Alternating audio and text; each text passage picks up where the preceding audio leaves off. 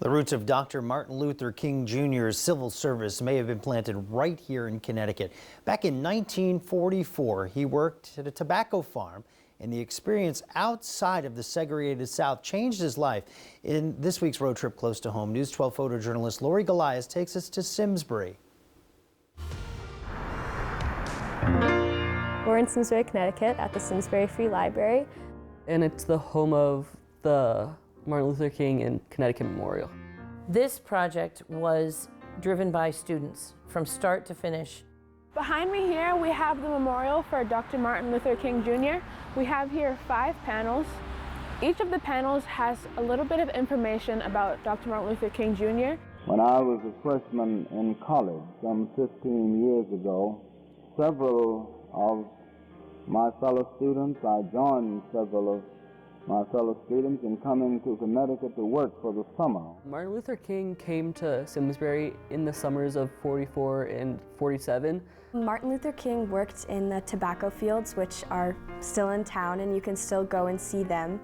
This was called the Coleman Brothers Farm down, it's near Simsbury, Connecticut. And in his free time, he saw movies at Eno Hall.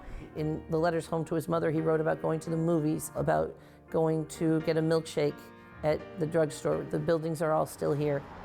He would go to restaurants in Hartford, and he would hang out with friends. And he also sang in the choir at First Church of Christ in town, and he was also part of the youth ministry. We know from what he wrote on his ministry school application that during the summer of 1944, which is when he was here, that he felt he was inspired to serve in a way he wasn't before. He said it was very interesting that he could come and have a milkshake sitting next to a white person. He felt something here that he hadn't before.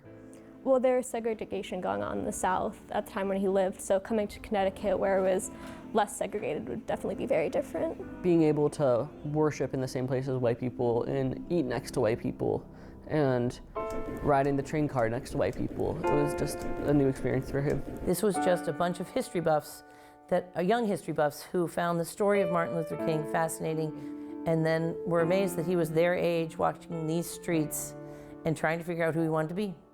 This was a place where he found himself and found what he wanted to do. It's kind of inspiring to know that you're living and walking in the same place that such a great figure walked, and when you're around the same age he was. I think it really symbolizes how he walked our streets, and this is a path that anyone in our community can walk.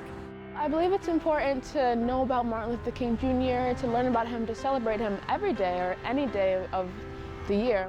People should come because it's really cool to be able to walk in a place where such a great historical figure, lived and walked down these streets. And I hope people come here and they see the memorial and they feel good about what they can do in the future to reflect the memorial. We want it to be a place where you can sit, contemplate, and find your call to service. Students learning and teaching a great lesson there. They worked on the MLK project in Connecticut for 10 years. The memorial located at the Simsbury Free Library, where they hope to build a history center with information and artifacts about the civil rights leaders' time in Connecticut. An incredible story.